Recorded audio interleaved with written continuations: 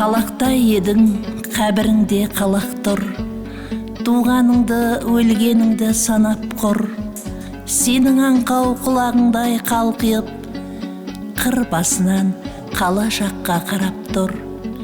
Қызым менің, гүлім менің аяулым, жатыр молаң жотасындай қоянның.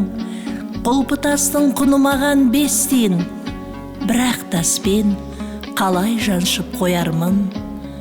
Қойман ботам, керегіне көк тастың, қыста аққар, жазда шалғын шөп бассын.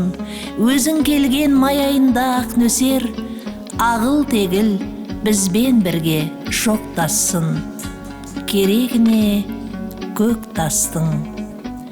Ол өмірге келгенде көктемеді, жергілін көктен ұрын төккен еді, саялатып салсамал өпкен еді. Сол өмірге несіне өкпеледі, сол өмірге несіне өкпеледі. Ал өмір сыртқа оны теппеп еді, қайғырмаймын жырым ғой жазылмаған. Күрсінткені болмаса текке мені, күрсіндіріп кетті ғой текке мені. Дей алмаймын, ол өмірге өкпеледі. Қойштайры осынау ит өмірге, текке келіп адамдар тек көледі. Жер астына жем керек түзден кейде, жүздер өтіп бұл өмірден жүз кетпей ме? Қойштайры даланың раушаны да көктемде өсіп осылай күзде өлмей ме? Түсіме енді ап-арық қызым бүгін, қызым бүгін жылынған қызыл гүлім, бақшамдағы балбырап пісіп тұрған, үсіп кетті апырай жүзімді кім.